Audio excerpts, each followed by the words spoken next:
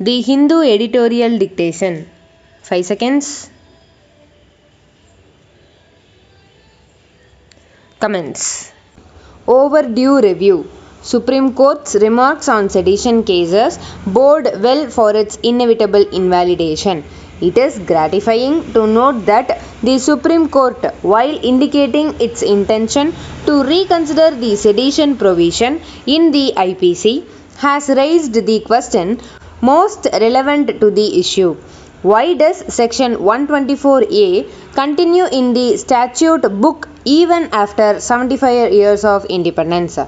The Chief Justice of India, N.V. Ramana, has also pointed to its rampant misuse by the police across the country and reminded the government that it was a legal provision that the colonial regime had used to suppress the freedom movement. The issues flagged by the CJI may set the tone for what would be a comprehensive reconsideration of a section that has been frequently and wrongfully used, especially in the last few years, to suppress dissent, criminalize strident political criticism, and taint opponents with the tag of being anti-national. Even though it is often argued that the misuse of a law alone does not render it invalid, there is a special case to strike down Section 124A because of its inherent potential for misuse.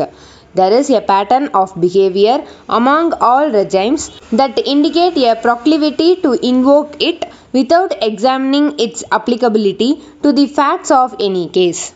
Recent cases show that sedition is used for three political reasons: to suppress criticism and protests against particular policies and projects of the government, to criminalize dissenting opinion from rights defenders, lawyers, activists, and journalists, and to settle political scores, sometimes with communal hues. It is not to be forgotten that the section was upheld in 1962 by a constitution bench mainly by reading down the import of the terms bring into hatred or contempt, or to create disaffection towards the government established by law, and limit its scope to only those instances of speech or writing that show a pernicious tendency to create public disorder.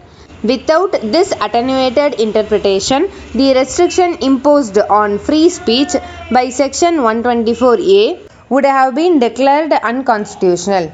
The court is now seized of several cases that seek a reconsideration of the 1962 verdict, citing more recent judgments expanding the scope of fundamental rights and doctrines that have been subsequently evolved. In particular, the chilling effect that a law may have on free speech and the vague and overbroad definition of sedition that renders both provocative and innocuous speeches or writings equally liable for prosecution are points to be examined. In 2016, the government itself admitted in Parliament that the definition of sedition is too wide and requires reconsideration. The Law Commission's consultation paper in 2018 had said, "In a democracy, singing from the same song book is not a benchmark of patriotism. People should be at liberty to show their affection towards their country in their own way.